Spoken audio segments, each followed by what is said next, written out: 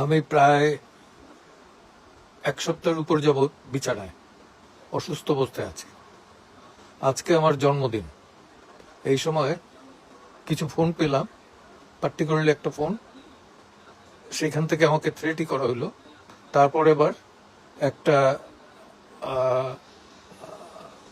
যাকে আমি জানতাম এক এটিএন এর হিসাবে, রিপোর্টার হিসাবে, সে আমাকে একটা পাঠাই বলল যে সেখানে আমার ভয়েস আছে এবং আমি নাকি দেশের বিরুদ্ধে ষড়যন্ত্র করছি। তো আমার ভয়েসও সেখানে নাকি আছে। কার সাথে কি ভয়েস আছে সেটা মিলিয়ে দেখুক। এইভাবে আমার নামে বদনাম করার জাস্টিফিকেশন আমি খুঁজে পাই না। করতেছেন যিনি জনৈক ইলিয়াস আলী, না ইলিয়াস হোসেন কি যেন নাম, একসময় নাকি চ্যানেল 21-এর চোখে প্রোগ্রাম করতেন, বিদেশে আছেন তিনি। শুধু আমার বিরুদ্ধে নয়, আসিফ নজরুলের বিরুদ্ধেও বলছেন, সেনাপ্রধানের বিরুদ্ধেও বলছেন। তবে আমি একটা জিনিস ক্লিয়ার করতে চাই, আইনজীবীরা আমাকে গত 12 বছর যাবৎ চিনেছেন। আমি সাদা প্যানেলের হলেও তারা কিন্তু সবাই বলেছে, সাদা প্যানেলের অন্যান্যরা, যে আমি আওয়ামী লীগের না।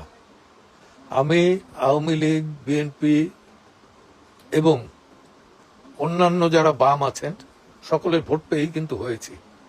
কম ভোট না, 2-3 নম্বরের ভেতর আমি ছিলাম।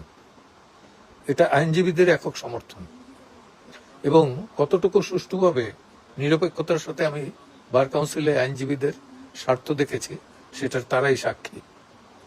আর সাম্প্রদায়িকতা আমার ভেতর নাই, কিন্তু আমি একজন ফ্রিডম ফাইটার। আর টেক্সট মেসেজ হিসাবে যেটা দেখানো হয়েছে, এটা তাদেরকে প্রুভ করতে হবে, একদম প্রুভ করতে হবে। সম্পূর্ণ মিথ্যা কতগুলো টেক্সট মেসেজ আমার নামে তারা এটা চালু করেছে এবং আরো কার কার নামে চালু করেছে আমি জানি না। সবাই সতর্ক থাকবেন এদের সম্পর্কে। আমি বুঝতে পারছি যে দেশের বিরুদ্ধে আর একটা গভীর ষড়যন্ত্র চলছে।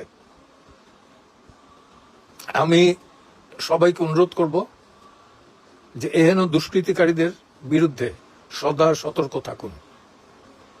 আর আইনজীবীদের আইনজীবীদের স্বার্থে আমি কখনোই এক পা পিছাই নেই। এতটুকু আত্মসমর্পণ বা দুর্বলতা দেখাইনি, বরঞ্চ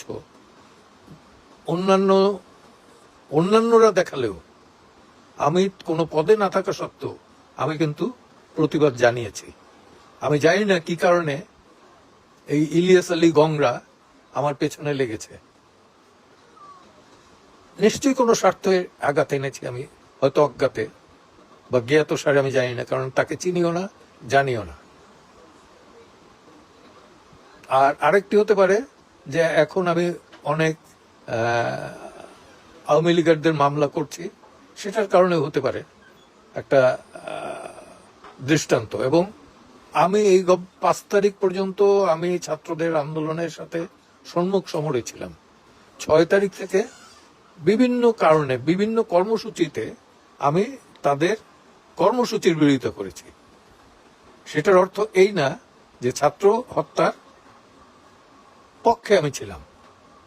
এই ধরনের প্রচারণা, প্রোপাগান্ডা, এটা ঘোরতর অন্যায়।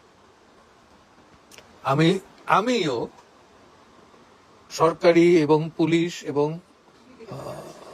সকল সংস্থার প্রতি আবেদন জানাবো যাতে তারা এই বিষয়টা দৃষ্টি দেয় এবং কঠোরভাবে নিয়ন্ত্রণ করেন। সকলকে ধন্যবাদ।